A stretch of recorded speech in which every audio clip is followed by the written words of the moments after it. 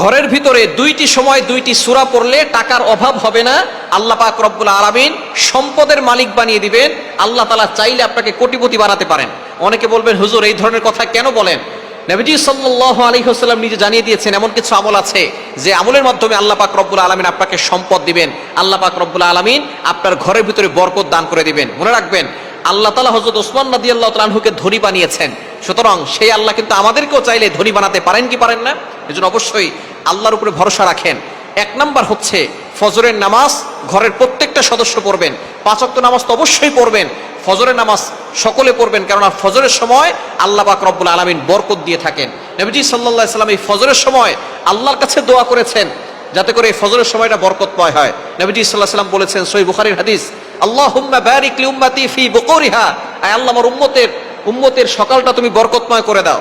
আল্লাহ পাক রব্বুল আলামিন এই দোয়া কবুল করেছেন। সুতরাং যারা ফজরের নামাজ পড়ে এবং ফজরের নামাজের পরে সূরা ইয়াসিনের তেলাওয়াত করে, আল্লাহ পাক রব্বুল আলামিন ওই ঘরের ভিতরে কোনো অভাব রাখে না, ওই ঘরকে সকল বিপদ আপদ থেকে হেফাজত করেন, দুশমনের দুশমনি থেকে হেফাজত করেন, হিংসুক চোখ থেকে হেফাজত করেন এবং বালা মুসিবত থেকে আল্লাহ তাআলা সকল দুর্ঘটনা অ্যাক্সিডেন্ট থেকে ওই ঘরের প্রত্যেকটা সদস্যকে হেফাজত করেন।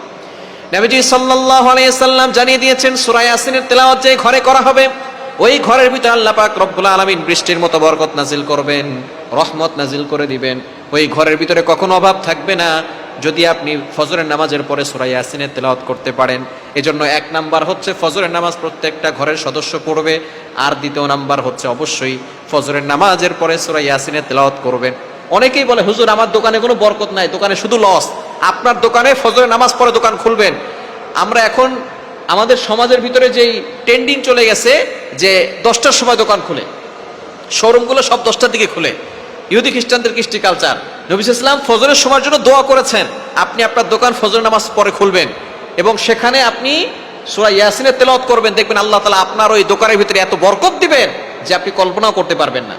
1 নাম্বার হচ্ছে সূরা ইয়াসিন। নাম্বার 2, 2 নাম্বার হচ্ছে সূরা ওয়াকিয়া, মাগরিবের নামাজের পরে সূরা ওয়াকিয়ার তেলাওয়াত করবেন। আপনি নিজেও করতে পারেন, আপনার সন্তান যে কোনো একজন করলেই হবে। কারণ আব্দুল্লাহ ইবনে মাসউদ রাদিয়াল্লাহু তাআলা তিনি যখন অসুস্থ হয়ে পড়লেন তখন খলিফা ছিলেন ওসমান রাদিয়াল্লাহু তাআলা আনহু। বাইহাকি শরীফের হাদিস, ওসমান রাদিয়াল্লাহু তাআলা আনহু তিনি গেলেন আব্দুল্লাহ ইবনে মাসউদ রাদিয়াল্লাহু তাআলা আনহুর কাছে, গিয়ে বললেন আপনি তো অসুস্থ, টেনশন করবেন না, আপনার মেয়েদেরকে আমি বাইতুল ফান্ড থেকে খাবারের ব্যবস্থা করব।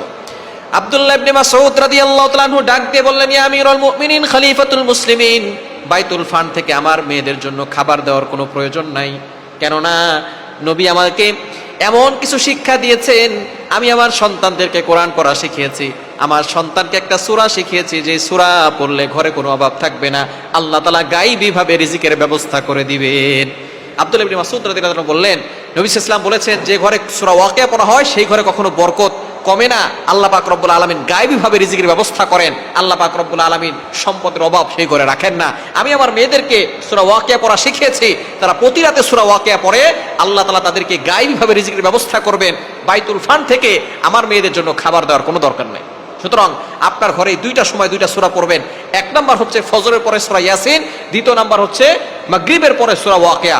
ইনশাআল্লাহ আল্লাহ তাআলা ঘরের ভিতরে বরকত দিবেন, সম্পদের কোনো অভাব ওই ঘরের ভিতরে থাকবে।